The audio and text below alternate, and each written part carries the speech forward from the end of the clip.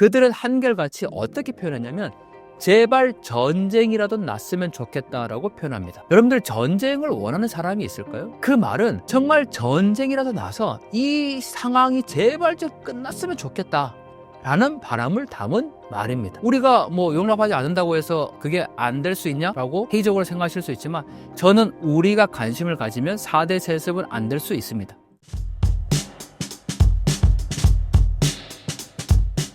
안녕하세요. 동아대학교에서 북한을 연구하고 있는 강동환입니다. 유튜브 동생통사 강동환TV를 운영하고 있는데요. 신사임당 구독자 여러분 오랜만에 뵙게 됐는데 오늘도 북한 문제에 대해서 함께 나눠보도록 하겠습니다. 계엄령에 대한 북한의 반응은 어떤가요?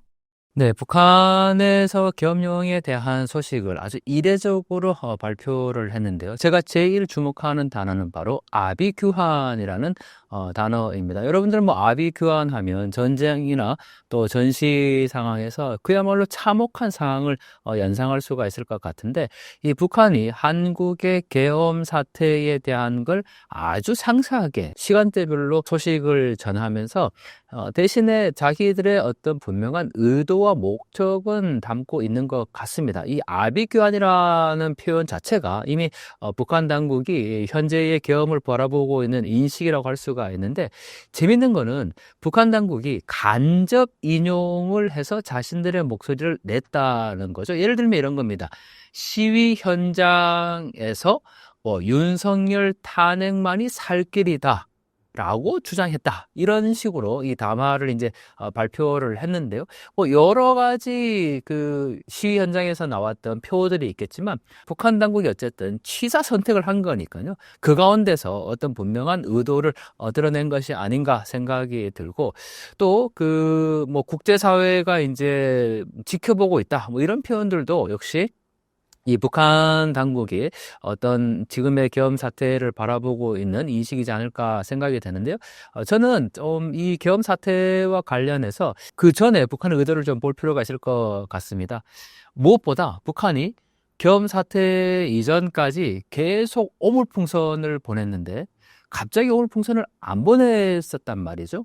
그리고 계엄 사태 이후에 약 일주일간의 시간들 텀을 차이를 두고 또 발표를 했습니다. 그런데 계엄 사태 이전에야말로 북한이 오물풍선의 삐라 내용을 보면요. 명확하게 탄핵을 언급을 하고 있거든요. 자, 제가 그래서 하나 준비를 해 왔는데요. 자, 보시면 명확하게 윤석열 탄핵만이 민중의 살 길이다라고 되어 있죠. 그리고 촛불 항쟁이냐 전쟁 선포냐라고 명확하게 우리 계엄 탄핵 집회에서 나왔던 그 구호와 똑같은 구호입니다. 그런데 이 삐라 자체가 언제 왔냐면 계엄 사태 이전에 북한이 오물풍선을 통해서 대량으로 이런 삐라들을 살포를 했다라는 거죠. 그런데 이렇게 계엄 사태 이전에는 탄핵 얘기를 언급을 하고 계속해서 주장을 하고 있다가 갑자기 계엄 때에는 이렇게 탄핵 국면에서는 오히려 북한이 잠잠했었다라는 거죠. 그러면서 이게 모든 이제 탄핵이 끝나고 나서 또 한 번 담화를 이제 발표를 하게 됐는데 상세하게 아주 시간대별로 자세하게 그냥 소식들을 전한 정도로만 볼 수가 있죠. 그런데 저는 그 노동신문을 보면서 아주 특이했던 게 또 하나 있었습니다. 바로 북한이 상세하게 탄핵 국면에 대한 시위 현장을 글로 소개는 했는데 사진도 엄청나게 많이 노동신문에 실었습니다. 그래서 이 북한에서 어떻게 이 한국의 이런 시위 현장의 사진을 실었을까? 좀 굉장히 궁금해서 봤는데 거기에 또 하나 맹점이 있더라고요. 바로 한국 시위가 주로 이번에 어디서 일어났습니까? 국회 광장이나 아니면 여의도 광장이나 광화문 광장, 국회 굉장히 높은 건물들이 즐비한 곳이죠. 사진을 보면 의도적으로 높은 고층 건물의 고층 빌딩은 모습은 하나도 나오지 않도록 그렇게 어떻게 보면 조작된 사진으로 이걸 북한 주민들에게 알렸다라는 점도 굉장히 북한 당국으로서는 고민이 컸다라는 점을 알 수가 있다는 대목이죠. 그렇지 않겠습니까? 아니 자기들은 지금 절대 권력, 독재 권력을 유지하고 있는데 김정은의 말 한마디가 곧 법인 세상이잖아요. 그런데 한국에서 최고 지도자가 국민들에 의해서 그 권력을 잃을 수 있다라는 거, 북한 당국으로서는 얼마나 심각한 일이겠습니까? 결국 그 보도의 내용에 있어서 심사숙고할 수밖에 없었을 거고, 또 그전까지 계속 보냈던 오물풍선이 이 탄핵 국면에서 전혀 본인들의 의사와는 다르게 또 이용될 수도 있다라고 생각했기 때문에 아마 오물풍선을 보내지 않았을까 생각이 됩니다. 우물풍선에 담겨 있는 것을 교수님께서 직접 입수해서 확인해 보신 것으로 알고 있습니다. 어떤 것들이 담겨 있었나요? 네, 제가 직접 이 북한의 오물풍선에 들어있던 삐라를 입수를 하게 됐습니다. 이거는 저희 유튜브 구독자분께서 직접 수고를 하셔서 저희가 연구를 하니까 이렇게 보내주셨는데요. 다시 한번 감사의 말씀을 드립니다. 이게 북한에서 온 게 확실하냐? 확실합니다. 왜냐하면 이 오물풍선을 북한에서 띄우면 그때 당시만 해도 우리 합참에서 북한에서 오물풍선을 띄웠다. 그래서 국민 여러분들은 이걸 발견하면 만지지 말고 신고해달라는 긴급 문자를 보냈었거든요. 그러면 그 풍선이 한국쯤에 도달했을 때 한국 언론에서 뭐 지금 그 대통령실 인근에 뭐 삐라가 다량으로 떨어졌다라는 뉴스가 나오면 바로 저희 구독자분께서 달려가셔서 현장에서 직접 수고를 하셔서 보내주신 겁니다. 저도 보고 깜짝 놀랐는데 종류가 정말 엄청나게 많습니다. 지금 이게 다 다른 종류입니다. 한 뭐 20여 종 이상의 삐라가 이 북한이 대량으로 살포를 했는데 이 오물풍선의 양상이 완전히 달라졌다는 것도 중요합니다. 처음에 오물풍선을 보냈을 때는 북한이 한국에서 대북 전단을 보내는 그 단체들의 활동을 너절한 쓰레기 짓이라고 표현했기 때문에 자기들도 쓰레기를 보내겠다라고 해서 실제로 오물풍선 안에는 쓰레기가 들어있었습니다. 뭐 예를 들면 폐종이라든지 헝겊이라든지 뭐 공장에서 그냥 쓰다가 남은 자투리천, 심지어는 뭐 그 입다가 버린 뭐 양말이라든지 속옷까지 그런 쓰레기들을 넣고 심지어는 인분까지 묻어 있었다라는 보도가 나왔는데요. 그러다가 갑자기 내용물이 바뀌기 시작합니다. 왜냐하면 우리 통일부에서 북한 오물풍선 내용물을 분석을 했는데 그 내용물을 분석을 하니까 정말 북한 주민들의 열악한 실상을 그대로 다 드러나는 내용물이었다라는 거죠. 엄청나게 기워진 뭐 양말이라든지 또 헝겊 2개를 엮어서 만든 장갑이라든지 그게 올해 8월 정도의 이야기입니다. 그러니까 지금까지 33차례 정도 북한이 오물풍선을 보냈는데 한 10여 차례까지만 하더라도 계속 정말 쓰레기를 넣은 거고 이게 우리 통일부가 발표를 하고 나니까 그 다음에 이제 바뀌어진 양상이 상품 포장지를 넣기 시작을 합니다. 그러니까 공장에서 사용하다가 버려진 그런 포장지인 거죠. 그래서 이 포장지를 보면 실제로 북한 상품에 붙어 있었던 라벨지라든지 뭐 그걸 오려서 이제 보냈다는 거죠. 그런데 최근에 특히 이 탄핵 국면 이전에 양상을 보면 그러한 쓰레기 대신에 이런 다량의 삐라를 넣어서 북한이 보낸 것을 확인할 수가 있습니다. 저는 이 부분을 중요하게 봐야 된다라는 건데 오물풍선에 삐라를 넣었다라는 거는 북한 당국이 분명하게 전하고자 하는 메시지가 있었다는 겁니다. 그건 의도된 거라는 거죠. 그러면 이 삐라의 내용을 살펴보면 크게 두 가지입니다. 이렇게 많은 삐라들이 있지만 첫 번째는 바로 윤석열 정권에 대한 직접적인 비난과 함께 탄핵에 대한 이야기이고요. 두 번째는 대한민국이 너무너무 살기 어렵다라는 내용입니다. 이 두 가지에서 크게 벗어나지가 않습니다. 그리고 심지어 뭐 아까 보셨지만 이거는 탄핵을 직접 언급하고 있지 않습니까? 그리고 뭐 이 용산 잡개라고 표현하고 했는데 도대체 저는 이 삐라를 보면 이게 초등 수준인지 너무너무 내용이 참 유치합니다. 근데 국민 앞에서는 개가품, 상전 앞에서는 개보다 더함, 건의 앞에서는 개보다 못함 이렇게 이게 정말 초등학생 수준의 내용 아닙니까? 뭐 이런 것들. 네. 그리고 또 한국에 대해서 굉장히 이제 비난을 하는데 저는 이 삐라를 보면서 야, 이게 북한 당국이 한국의 상황을 너무너무 자세하게 스크린하고 있구나라는 것을 알 수 있어요. 왜냐하면 자, 이게 K라고 지금 표현되어 있잖아요. K기로. 우리가 전 세계에서 지금 뭐 K-팝, K-푸드 뭐 이런 얘기를 이제 하는데 이게 K를 아주 비꼬았습니다. 그러니까 세계 최고 K 기록인데 어떤 기록이냐면 소름 돋는 K 자랑입니다. 뭐 K4대, K 비리, K 정쟁, K 독재, K 가계비, K 쪽방, K 양극화. 이런 표현 들어보셨습니까? 야, 정말 진짜 좀 유치하죠. 그리고 뒤에 보면 뭐 동방 예의지국을 또 패러디해서 동방 사례지국. 저와 여러분들이 지금 이런 대한민국에 살고 있다라는 겁니다. 북한 당국이 주장하기로. 자, 계속해서 뭐 이런 내용들이고 또 하나 제가 이 삐라 내용들을 보면서 좀 소름 돋은 게 있습니다. 우리가 이번 탄핵 국면에서 아주 중요한 점이었는데 저는 언론이 정말 너무나도 편향적이라고 생각이 듭니다. 언론의 가치는 사실 객관성과 중립성, 공정성인데 이미 이번 탄핵 국면에서 언론은 그 기능을 상실했습니다. 오히려 유튜브 방송이 훨씬 더 객관적인 이 실시간의 상황들을 전했다고 저는 평가를 하는데 자, 그런 점에서 이게 아주 중요한 사안인데요. 이번 탄핵 국면에서 어느 모 야당 국회의원이 평양에 떴던 무인기가 한국에서 보낸 거다라는 얘기를 합니다. 그런데 그 소스가 어디냐면 자기가 군에 있는 신뢰할 만한 소식통으로부터 들었는데 그 내용이 한국에서 북한의 전쟁을 유도하기 위해서 이 무인기를 보낸 거다라고 들었다는 거예요. 한 줄의 기사 내용으로부터 일파만파 그게 퍼지면서 야 정말 평양 무인기가 한국에서 보낸 거래. 심지어 그 증거를 없애기 위해서 컨테이너 불도 냈대. 이런 뉴스들이 막 확산이 되기 시작합니다. 그런데 놀랍게도 탄핵 국면 이전에 북한에서 보낸 이 삐라를 보면요. 자, 여기에 탄핵이라고 지금 되어 있는데 국정농단, 부정부패, 특검 전국, 안보불안 이러한 모든 위기 탈출용으로 지금 이 평양에 무인기를 보냈다. 다른 내용입니다. 그래서 뒷부분에 보면 대꾸할 가치 없이 아니 대꾸 못하지.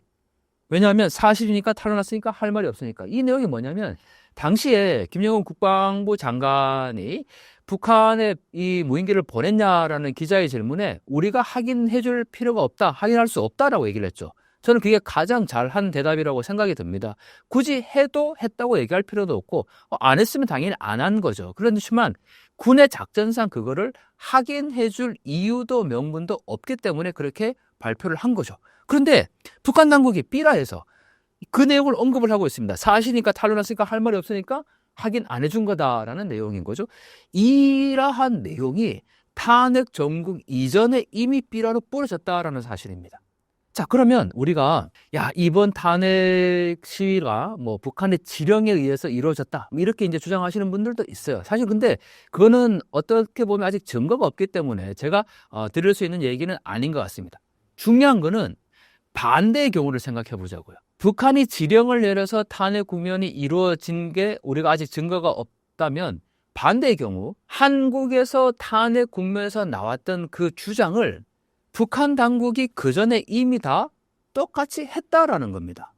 그리고 두 번의 담화를 발표했는데 그 담화의 맥락과 내용이 탄핵 국면에 나왔던 구호와 똑같습니다. 결국은 그거는 사실 부분이잖아요. 이 삐라도 사실이거든요. 이 탄핵만이 살 길이다라고 얘기하는 게 팩트잖아요. 그러니까 우리가 이 사실에 대한 부분을 자꾸 외면할 필요는 없다고 봅니다. 이거를 막 북한의 지령에 의해서 했다 이렇게까지는 아니더라도 북한이 어쨌든 탄핵을 바라보는 기본적인 입장과 어떤 목적성은 분명히 있었다라는 것을 우리가 인정할 필요는 있다라는 거죠. 왜냐하면 그래야 우리가 대응이 달라집니다. 저는 북한의 이 오물풍선이 한참 이제 막 날아오고 이 삐라가 담겼을 때 어떤 대응을 제가 요구를 했냐면 정부가 이제 좀 강력하게 오물풍선에 대응할 필요가 있다라고 저는 주장을 했거든요. 왜냐하면 여러분들 오물풍선이 계속 날아오면서 어떤 피해가 당했습니까? 실제 실제 경기와 서울 주민들이 재산상의 피해도 입었고 더 심각한 피해는 인천공항에 이 비행기가 지연되거나 결항될 정도로 굉장히 심각한 항공의 차질을 빚었었죠. 그래서 저는 이렇게 이 북한이 이제 오물풍선에 삐라를 담아 보내는 상황에서 이제는 좀 더 강력한 조치가 필요하다라는 것을 정부에 제안을 했고 또 방송에서도 말씀을 드렸습니다. 그런데 그게 탄핵 국면에 오니까 그렇게 강력한 대응을 하려고 했던 이유가 북한을 자극시켜서 그걸 전쟁 상황까지 몰아가서 이 국면을 타개하려고 했기 때문이다라는 주장을 합니다. 너무 좀 어이없는 주장이지 않습니까? 저와 여러분들이 살고 있는 이 대한민국이 북한을 자극해서 전쟁을 일으켜야 되는 그러한 나라입니까? 저는 그러한 책임 없는 발언들과 이 확인되지 않은 정보들을 통해서 이 나라를 정말 너무나도 혼란스럽게 지금 끌고 가고 있다라고 생각합니다. 정치인들의 역할이 무엇입니까? 국민들을 대표하는 정치인들이라면 나라를 먼저 생각해야 되고 국민의 안위를 생각을 해야 되는데 오로지 정쟁 안에서 지금 이 탄핵 국면도 그렇고 또 북한의 오물풍선을 자신들이 유리한 방향으로 다 해석을 하고 있다라는 거죠. 저는 평양 무인기 지금도 여전히 주장에는 변함이 없습니다. 평양의 자작극이라는 주장을 제가 계속 하고 있는데 어떤 경우에라도 우리 정부가 전쟁을 유발하기 위해서, 즉 지금 국정의 이 불리한 상황을 해소하기 위해서 북한과 전쟁을 해서 거기에 어떤 표를 얻기 위해서 지지를 끌어당기기 위해서 전쟁을 유도했다. 저는 그렇게 보지 않습니다. 강력한 대응이 필요했던 거죠. 예, 여러분들 한 국가가 이 국제법을 위반하면서 여기에 삐라와 무인기라든지 오물풍선을 보내고 위협을 받고 있는 상황인데 그러면 항상 그냥 가만히 있어야 됩니까? 분명한 대처가 필요했던 시기였습니다. 근데 그거를 전쟁을 유도하기 위한 조치였다라고 평가한다면 도대체 저는 그분에게 묻고 싶습니다. 정말 당신의 조국은 어디인지 질문하지 않을 수가 없죠. 계엄령 이후 북한의 도발이 멈췄습니다. 그 이유를 뭐라고 보시나요? 저는 계엄령 이후에 왜 북한이 오물풍선을 지금까지 보내고 있지 않을까? 최소한 바람은 북한 편입니다. 김여정이 지난 11월 26일에 담화를 발표했는데 어떤 내용이었냐면 자기들 북한 지역에 한국에서 보낸 삐레가 또 발견되었다. 그래서 그걸 강력히 규탄한다는 내용이었습니다. 제가 그 담화를 보자마자 날씨를 체크를 해봤거든요. 그랬더니 그 담화 이후에 향후 3, 4일 동안 북서풍이 굉장히 강하게 불 것으로 예보가 되어 있었습니다. 그 얘기는 오물풍선은 동력에 의한 장치로 보내는 게 아니고 바람에 의한 거거든요. 북서풍이 불어줘야 보낼 수 있습니다. 즉 북한에서는 명확하게 의도를 갖고 그 의도라는 것은 당연히 탄핵에 대한 내용이겠죠.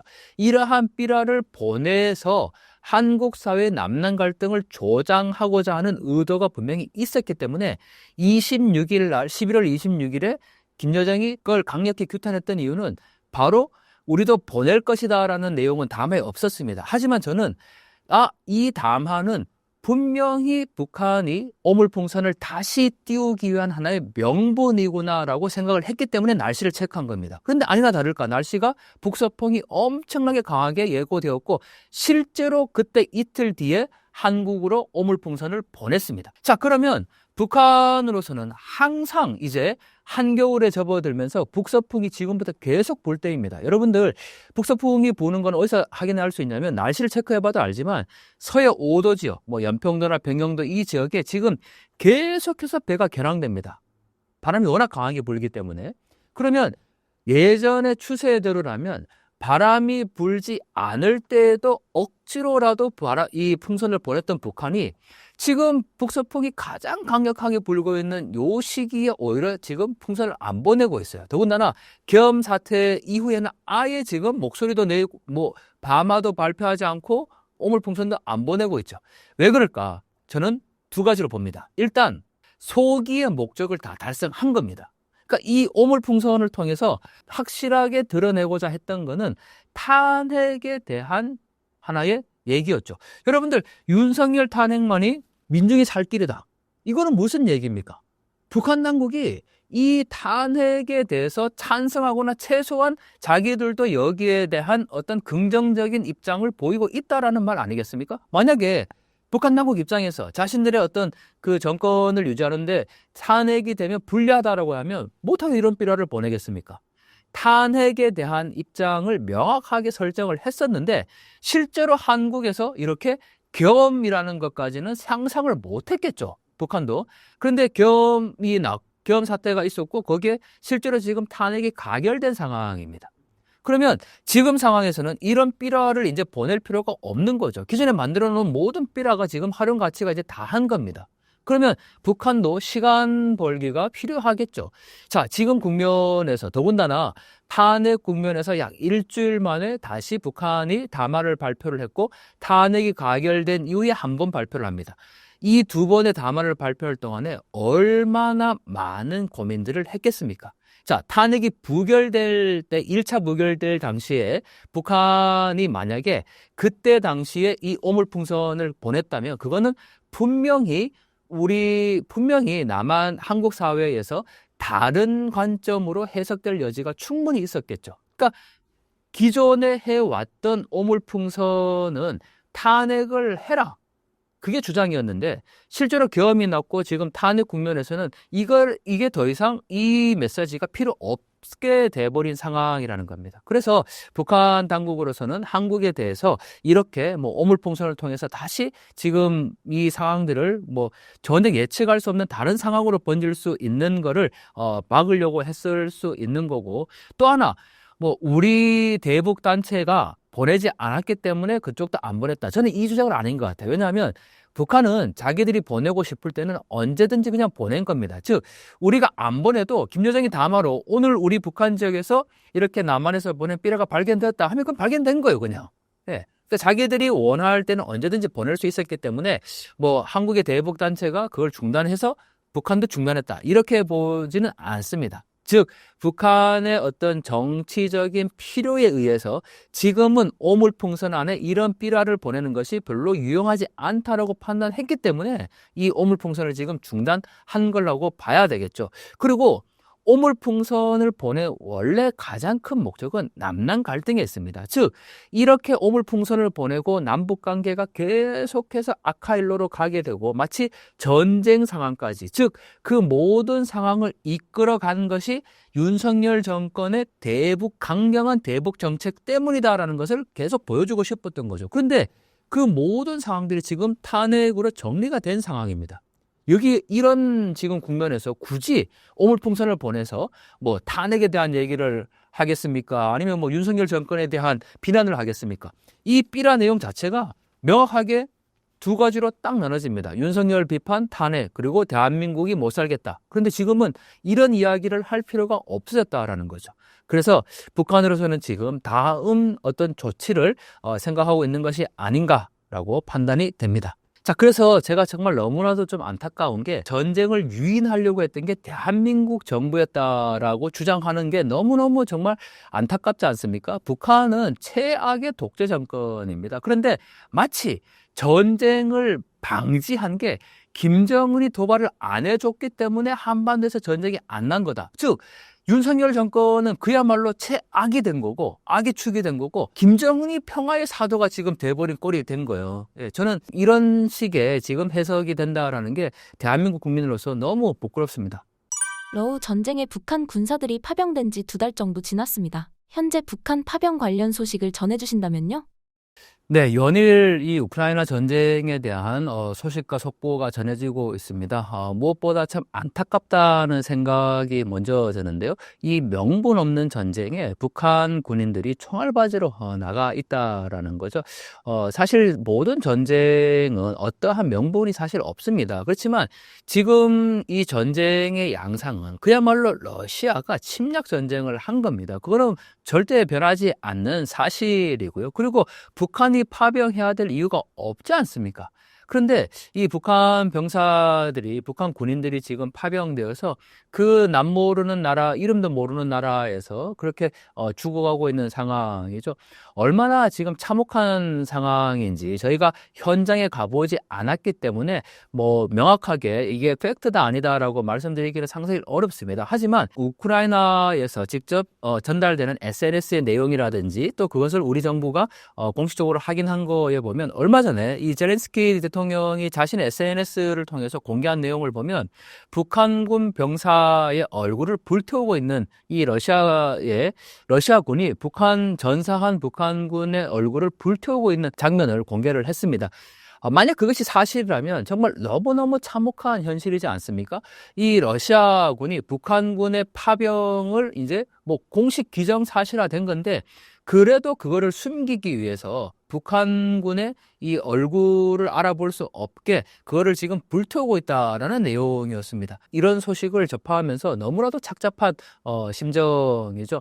그들도 사실 우리의 동포들이고 우리 국민들입니다. 대한민국 헌법에는 명확하게 이 북한 주민도 대한민국 국민이라고 명시가 되어 있습니다.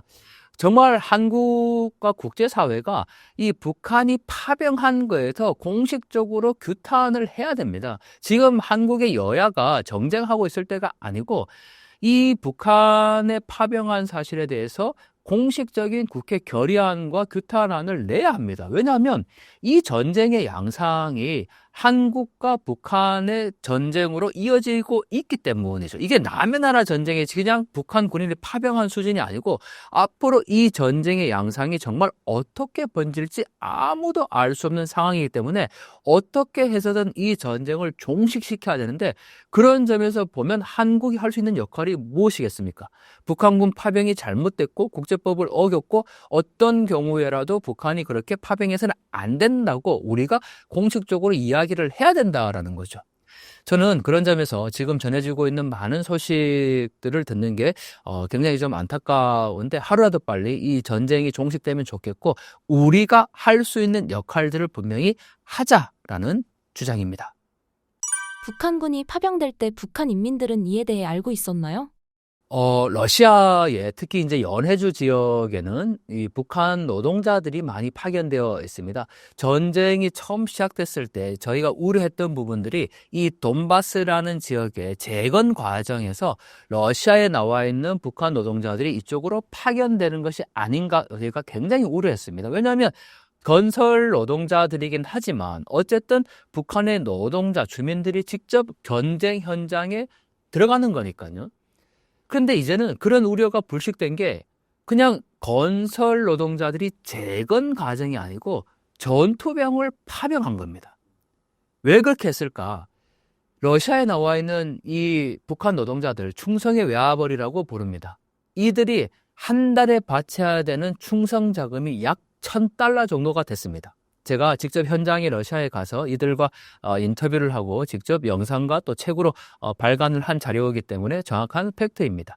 한 달에 $1,000 정도를 상납금으로 바쳐야 되는데, 이들이 그 러시아 건설 현장에 나가서 일을 하는 것이 얼마나 어렵습니까? 특히나 그 추위 속에서 건설 현장에 일을 한다라는 거는 너무너무 열악한 상황에 놓여져 있는데, 그 참혹한 현장에 일을 하고도 자기가 가져가는 월급보다는 훨씬 더 많은 비용을 착취를 당했죠. 그런데 지금 이 우크라이나 전쟁에 파병을 했다라는 것은 러시아에 나와 있는 북한 노동자들보다 훨씬 더 많은 돈을 챙길 수 있었다고 판단했기 때문입니다. 당연히 그렇지 않겠습니까? 즉, 일각에서는 러시아에 파견된 노동자 한 명이 한 달에 $1,000 정도를 북한 당국에 바쳤다면, 지금 이 파병된 군인들은 $2,000, $3,000 정도를 받고 이제 갔다라고 얘기를 합니다. 하지만 $2,000든 $3,000든 그 금액이 북한군 병사에게 그대로 전해지겠습니까? 그 돈을 받아서 북한에 있는 가족들에게 전해지겠습니까?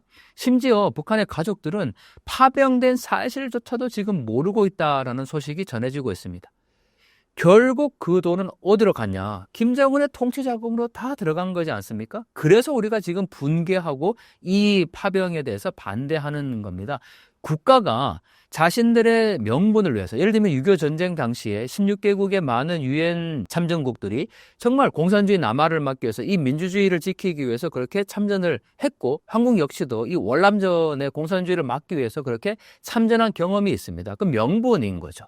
하지만 북한은 지금 명분 없는 전쟁입니다. 그곳에 자신의 독재 정권의 통치 자금 마련을 위해서 끊임없이 핵 개발하고 대륙간 탄도미사일 개발하고 또 한국을 향한 그런 이 무기 개발을 위해서 결국은 군인들을 지금 팔아먹은 거지 않습니까? 우리 여기에 대해서 분개해야 합니다. 이 방송을 보고 계시는 많은 구독자분들께서도, 야, 북한군이 지금 우크라이나에 갔는데 어떻게 지금 싸우고 있을까? 물론 이것도 굉장히 중요한 이슈지만 더 거에 앞서서 우리가 이게 분명히 잘못됐다라는 목소리를 여러분들이 함께 내주셔야 된다고 저는 생각을 합니다. 푸틴과 김정은의 관계, 북한과 러시아의 관계를 설명해 주신다면요? 북한이 지금까지 근근히 이익될 수 있었던 것은 바로 중국이었습니다. 중국으로부터 필요한 연유라든지 물자, 심지어는 북한 주민들도 북중 간의 밀무역이나 교역을 통해서 어느 정도 생활할 수가 있었거든요. 북한 장마당에 대부분의 물건이 중국산이라는 사실을 우리는 잘 알고 있습니다. 물론 거기에 한국산 제품도 이제 섞여 들어가서 한국에 대한 정보가 북한 주민들에게 알려지기 시작을 했죠. 그런데 중요한 분기점이 있습니다. 바로 코로나19입니다. 김정은이 외부로부터 들어오는 모든 인력과 물자를 다 완전히 차단했기 때문에 코로나19 기간에 북한에서 제2의 고난행군이 올 수 있다는 우려까지 나왔습니다. 여러분들 고난행군이 뭡니까? 30만에서 300만의 사람이 아사한 겁니다. 정확하게 통계도 나오지 않습니다. 그렇지만 대략 100만 명 정도가 아사했다는 거에 저희가 대부분 동의를 국제사회가 하고 있습니다. 대부분 그렇게 바라보고 있습니다. 제2의 고난의 행군이 온다고 경고할 정도로 이 북중 국경이 막혔다라는 거는 완전한 물자가 지금 북한에 들어오지 못했다는 거고 북한 주민들의 삶이 너무너무 어려웠다라는 거죠.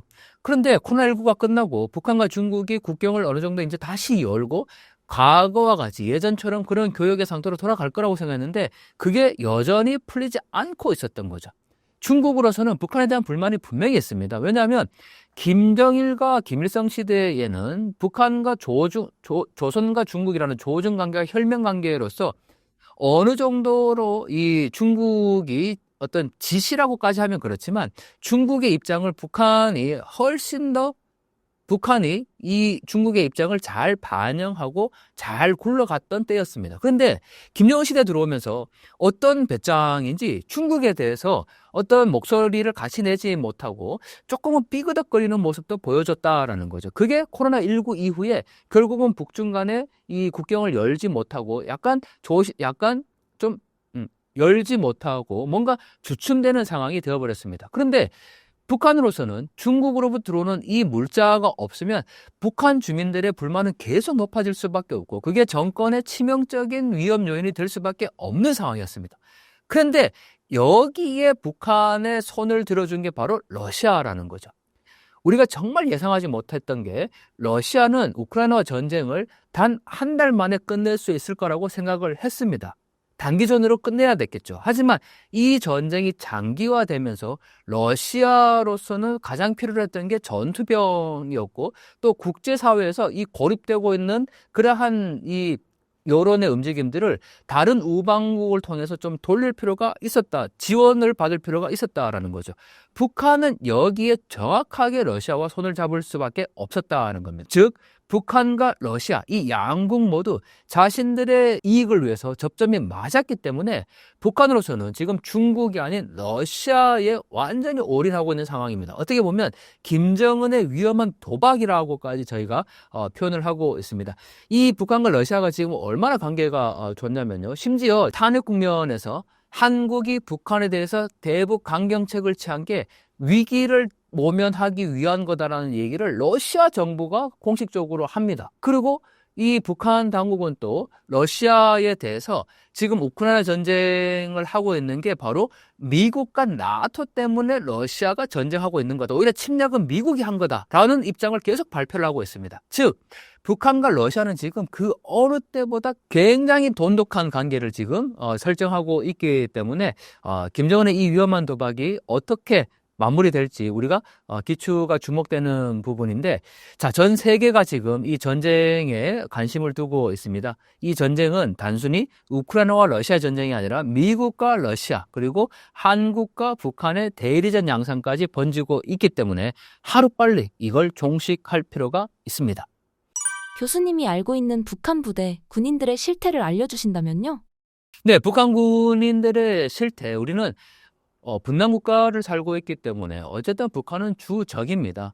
그거는 명백하게 설정이 된 거고요. 북한 역시도 한국을 제1의 적대국, 불변의 주적으로 간주해라라고 김정은이 지시를 했기 때문에 주적으로 설정을 하고 있다라는 거죠. 우리는 북한 군대의 전력을 늘 평가하고 분석합니다. 왜냐하면 어쨌든 분단 국가에서 서로가 서로 총부를 맞대고 있기 때문이죠. 사실 한국과 북한 간의 전쟁이라는 것은 없어야 되는 것이 뭐 맞습니다. 어떠한 경우라도 전쟁이 일어나서는 안 되는 거죠. 그 참혹한 전쟁의 상황을 우리는 경험해 보지 않았지만 굳이 그걸 경험하지 않아도 얼마나 양쪽 모두에게 피해가 간다라는 것은 잘 알고 있습니다. 그렇기 때문에 어떻게든 전쟁은 막아야 되겠지만 그럼에도 우리가 총뿌리를 겨누고 있는 이상 북한의 전력 상황에 대해서 우리가 충분히 분석하고 평가해야 되는 거죠. 그중에 가장 중요한 게 저는 북한 군인에 대한 평가라고 생각합니다. 뭐 북한 군대 어느 정도일까? 저는 한마디로 굉장히 열악한 상황에 놓여 있다라고 평가를 합니다. 왜냐하면 북한군을 평가하는 여러 가지 지표들이 있겠죠. 그중에 하나가 제가 실제로 북중 국경에서 제가 망원 렌즈로 북한 군대를 직접 촬영한 모습입니다. 제 눈으로 직접 본 거죠. 자, 그 훈련 장면이나 북한 군인들의 생활 실태를 보면 정말 나태하다, 그리고 안일하다, 이렇게 평가할 수밖에 없습니다. 물론 그들이 특수부대라든지 뭐 최정예 부대는 물론 아니겠죠. 하지만 반대로도 생각해 보면요, 중국과 북한의 국경을 맞대고 있는 가장 첨예한 국경 지역에 나와 있는 군인들입니다. 그러면 사기 부분이라든지 또는 북한군의 어떤 그 시설을 어느 정도 보장을 해줄 필요가 있는데 너무너무 열악한 시설입니다. 군대 막사를 보면요, 창문 유리에 유리창에 유리가 없습니다. 창문에 그냥 비닐만 막아 놓은 거예요. 그것도 없어서 그냥 창틀만 만들어 놓고 정말 한국의 옛날에 1970, 80년대 군대 막사 정도 건물, 그 정도로 그냥 에서 생활을 합니다. 그리고 훈련하는 모습들을 보면 훈련의 모습보다는 오히려 밭에서 일을 하는 모습들이 훨씬 더 많이 보인다라는 거죠. 북한 군인들이 먹는 문제를 스스로 해결하지 못해서 뭐 민가를 약탈하거나 또는 그 군대 막사에 보면 항상 밭을 경작해 놓은 걸 볼 수 있습니다. 거기에서 먹는 문제를 해결한다라는 거죠. 그 얘기는 북한 당국이 보급조차 군대에 제대로 못하고 있다라는 얘기입니다. 그런 군인들이 어떻게 전쟁을 할 수가 있겠습니까? 저는 북한군에 대해서 너무 과대평가하고 있다라고 생각이 듭니다. 더군다나 지금 북한 군대의 가장 중요한 것은 사기 문제입니다. 싸워야 될 적이 누구인지, 그리고 내가 왜 싸워야 되는지를 알아야 되는데 지금 군대에 가고 있는 그 나이대가 북한에서 얘기하는 장마당 세대들입니다. 이 세대들은 아버지 어머니들과는 전혀 다른 생각을 합니다. 아버지 어머니들은 자기가 김일성 김정일을 위해서 목숨을 바칠 수 있는 세대였어요. 하지만 지금 군대에 가 있는 이 20대, 뭐 10대 이 청년들, 뭐 30대까지도 마찬가지지만 내가 왜 김정은을 위해서 목숨을 바쳐야 되는가라고 자조하고 반문하는 세대라는 거죠. 그런 세대들이 과연 전쟁이 났을 때 김정은을 위해서, 국가를 위해서 뭐 목숨을 바칠 수 있겠습니까? 그러다 보니까 지금 북한의 김정은이 계속 강조하고 있는 것이 바로 애국주의입니다.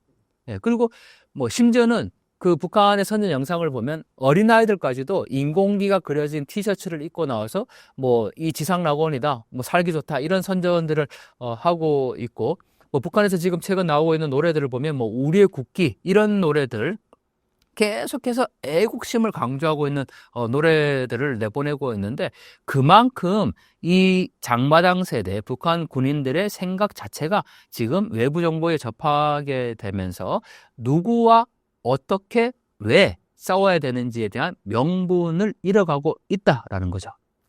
현재 북한의 경제적 상황은 어떤가요? 여러분들, 북한 주민들이 2024년 어떻게 살고 있을 거라고 생각하십니까?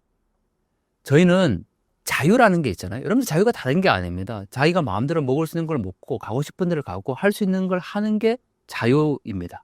그게 너무너무 기본적이고 당연한 거라고 생각하지만 북한 주민들은 지금 그걸 하지 못한다라는 거죠.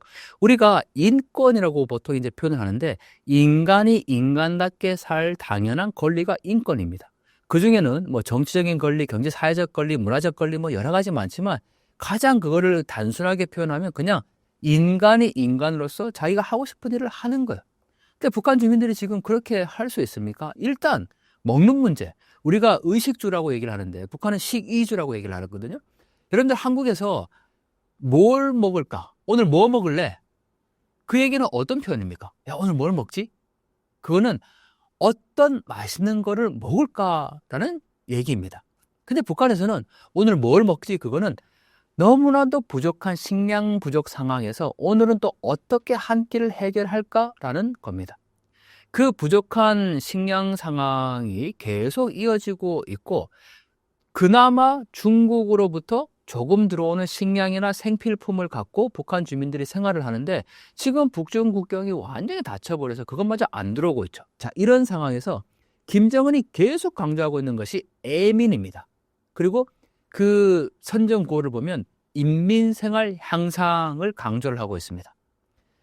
모든 주체가 인민이라는 거죠. 심지어 지난 12월 17일이 김정일이 사망한 13년이 되는 해였는데, 그날 노동신문을 보면 인민이 있어야 나라가 있고 인민이 있어야 국가가 있다.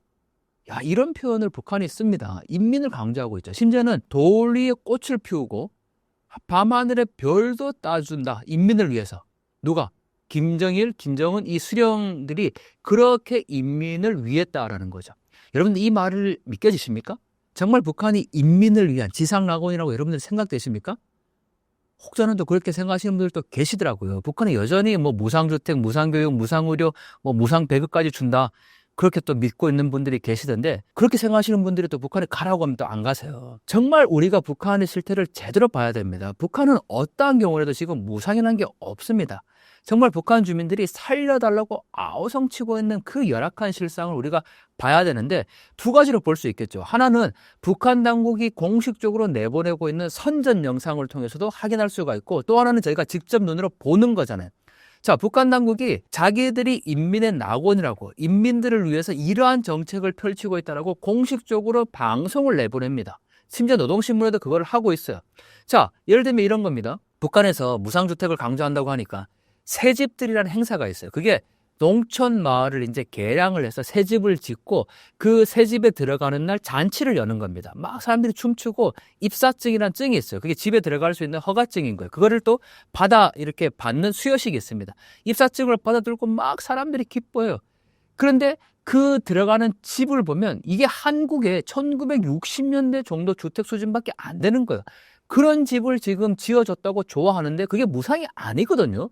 그 다음에 북한 당국이 계속해서 먹는 문제를 해결했다라고 막 선전해요. 그런데 김정은이 어디를 현지지도 갔냐면 된장 고추장 만드는 공장, 그리고 평양 양말 공장이라고 해서 양말 만드는 공장, 그리고 무슨 사탕 만드는 공장, 여기에 가서 와, 위대한 수령 김정은 동지께서 우리 인민들을 위해서 이렇게 먹는 문제를 해결해 주셨다, 이런 선전을 지금 북한 당국이 공식적으로 하고 있습니다. 한국의 대통령이 서울 양말 공장에 가서 자, 우리가 국민들을 위해서 이렇게 멋진 공장을 지었습니다 라는 선전을 한다면, 여러분들은 그게 야, 정말 우리나라 잘 사는 거라 이렇게 생각하시겠습니까?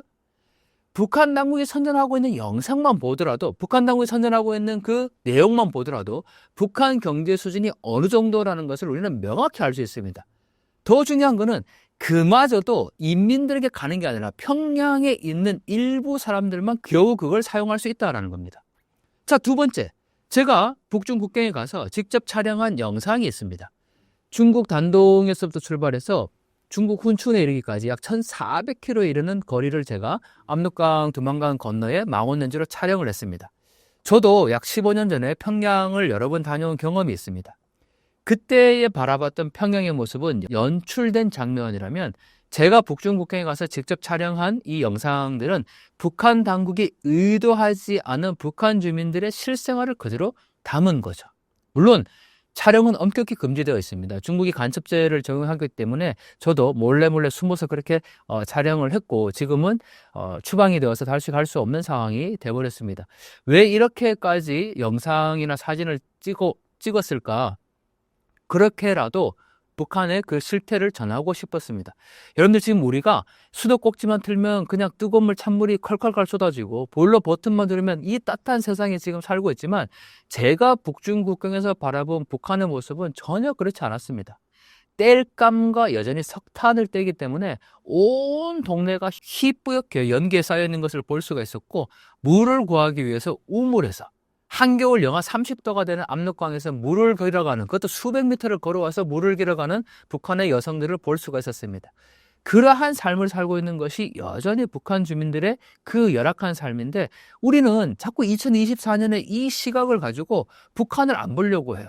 제가 이렇게 말씀드리면, 야, 한국도 1970년대 다 그렇게 살았어, 이렇게 얘기합니다. 그리고 한국도 지금 뭐 상간 오지 가면 다 그렇게 살아. 그 말에 모순이 있는 거예요.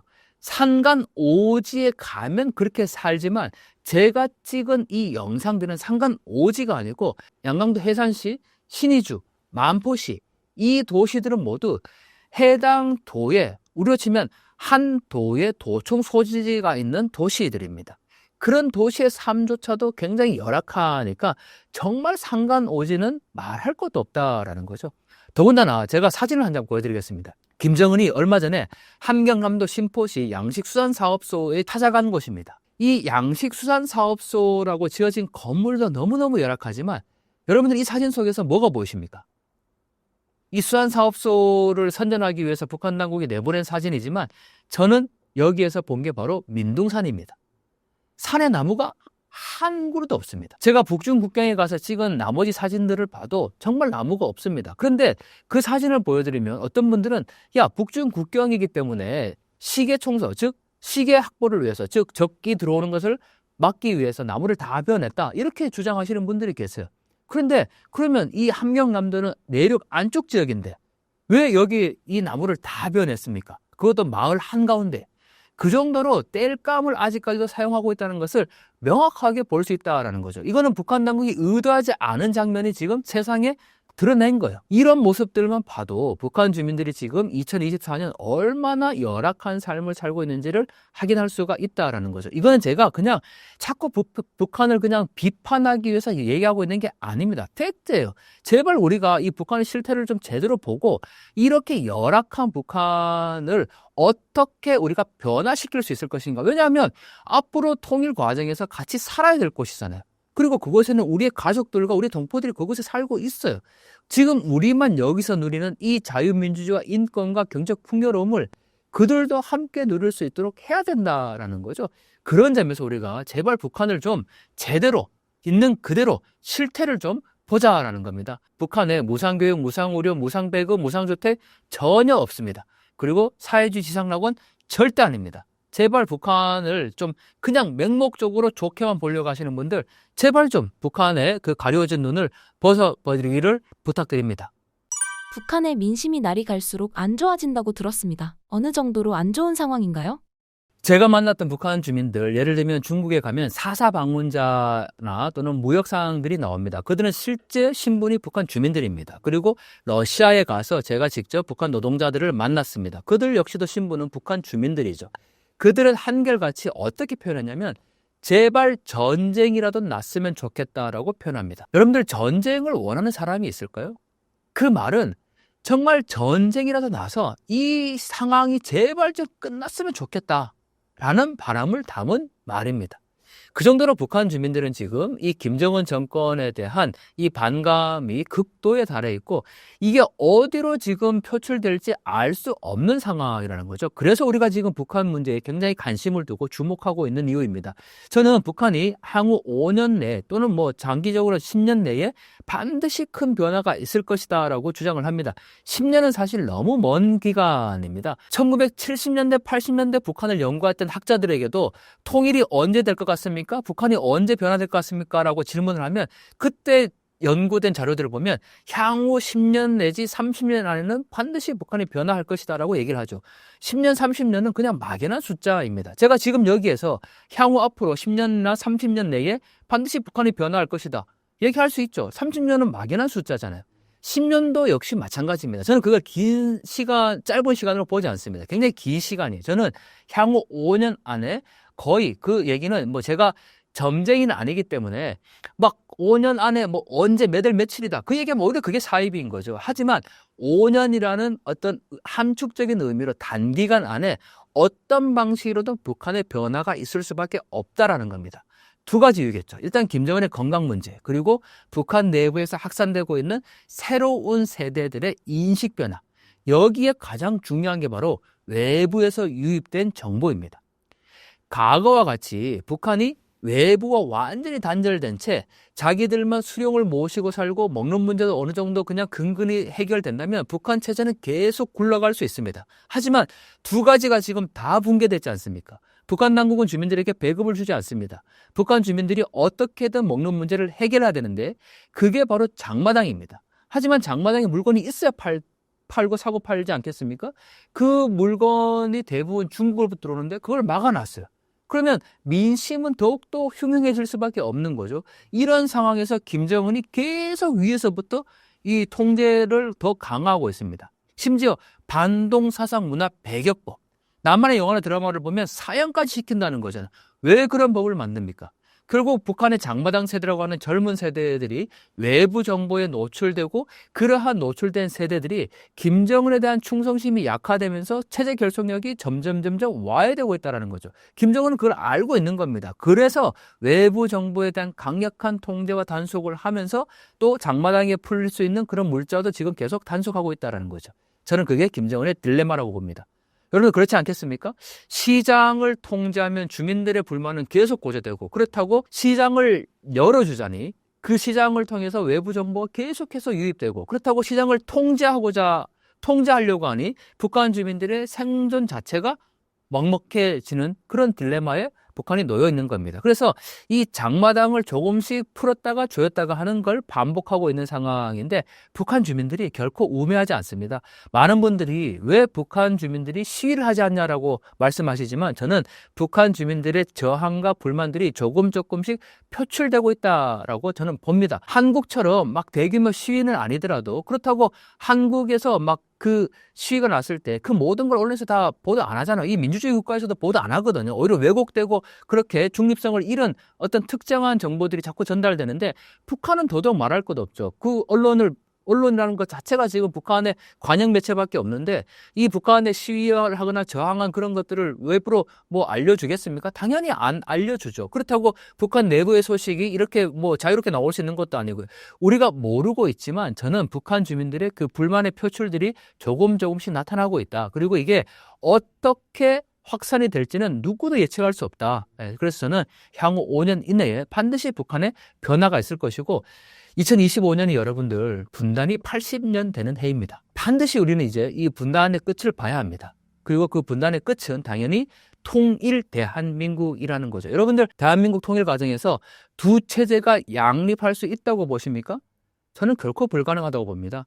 서로 이념이 다른 이 두 체제는 결코 양립할 수 없습니다. 반드시 한쪽이 와해되어야만 이게 하나가 될 수 있다는 거죠. 자, 그렇게 본다면 북한이 주장하는 사회주의, 더 나아가서 공산주의로 가자라는 구호가 아직까지도 횡행하고 나오는데, 이 공산주의를 지향하고 있는 북한과 한국이 양립할 수 있습니까? 어떤 분들은 이렇게까지 주장합니다. 굳이 통일하지 말고 남북한이 서로 자유롭게 왕래만 하면서 체제를 유지시켜가면 전쟁이 없이 그냥 평화롭게 지내면 되지 않냐. 여러분들 이미 그 말의 모순이지 않습니까? 남북한이 평화롭게 전쟁하지 않은 상태에서 서로 자유롭게 오갈 수 있다? 그게 가능하다고 보십니까? 김정은이 그걸 열어주겠습니까?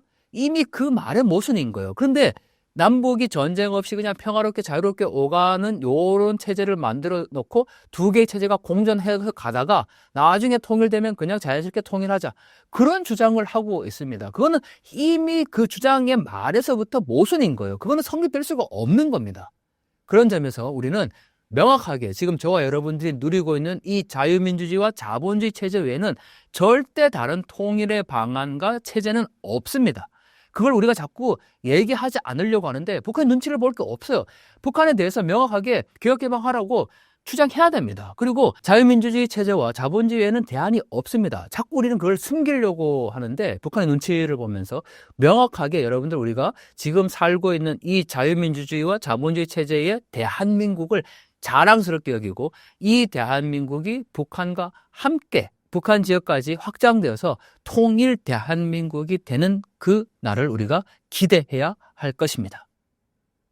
김정은 정권 이후 김씨 일가의 세습체제가 지속될 수 있을 것으로 보시나요? 네, 북한이 3대 세습이 이어지고 있습니다. 세상에 세계 어디에도 이런 유래는 찾아볼 수가 없습니다. 많은 분들이 김정은 이후에 과연 4대 세습으로 이어질까라는 관심을 두고 이어질까라는 질문을 합니다. 저는 어떠한 경우에라도 4대 세습은 용납할 수 없다. 우리가 뭐 용납하지 않는다고 해서 그게 안 될 수 있냐라고 회의적으로 생각하실 수 있지만 저는 우리가 관심을 가지면 4대 세습은 안 될 수 있습니다. 그래서 우리가 이 북한 문제에 관심을 갖고 지금 함께 방송을 나누고 있는 거라고 저는 생각을 합니다. 왜 그렇게 해서는 안 되냐면 결국은 김정은 이후에 4대 세습이라고 하면 지금 김주애가 등장을 하고 있지 않습니까? 김정은의 건강은 내일이라도 지금 당장 급사해도 이상할 정도가 아닐 정도로 굉장히 건강 상태가 안 좋습니다. 하지만 김주애가 과연 그 자리를 물려받을 수 있을 것인가? 저는 결코 그렇게 생각하지 않습니다.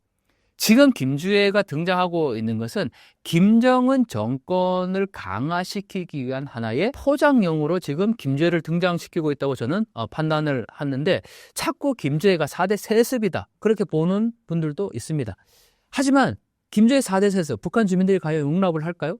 저는 북한의 향후 5년 이내에 분명한 변화가 있을 거라는 주장에 그 뒷받침에는 바로 김정은의 건강 이상설도 있고 김주애를 4대 세습의 후계자로 등극시키는 순간 저는 반드시 북한 내부에 변화가 있을 북한 주민들이나 북한 군부에서 결코 그냥 있지 않을 거다라는 생각을 합니다. 그런 점에서 4대 세습 결코 있어서도 용납해서도 안 될 상황이라고 분명히 말씀을 드립니다. 신사임당 시청자분들을 위한 한마디 부탁드릴게요. 네, 신사임당 구독자 여러분들과 북한 문제에 대해서 함께 나눠봤습니다. 북한군의 실태, 또 향후 4대 세습 문제, 우크라이나 파병되어 있는 북한군, 또 북한 경제가 과연 지금 어떻게 되고 있는지, 더 나아가서 통일에 대한 이야기까지 나눠봤는데 통일이 너무 막연하다라고 생각할 수 있습니다. 그리고 지금 이 상황에서 무슨 통일이냐라고 생각할 수 있지만 북한 문제는 우리의 생활과 뗄래야 뗄 수 없는 문제입니다. 그렇기 때문에 지금 이 방송을 함께하고 계시는 거니까요. 우리가 통일 대한민국이라는 큰 기대를 갖고 지금 우리가 누리고 있는 이 편안함과 안락함 그리고 이 배부름을 저 북녘의 사람들도 제발 함께 누리면 좋겠다. 그러한 마음을 우리가 조금은 나눠주시면 좋을 것 같습니다. 저 북쪽에 있는 사람들이 바로 우리의 가족이고 우리와 함께 살아가야 될 대상들입니다. 한반도 상황이 요동치고 있습니다. 한국의 국내 정치 상황도 정말 너무나도 급변한 상태이지만 지금 이런 상황일수록 우리가 북한 문제에 더 관심 갖고 한반도 문제에 대해서 적절한 지혜를 함께 나누어 가야 할 것 같습니다.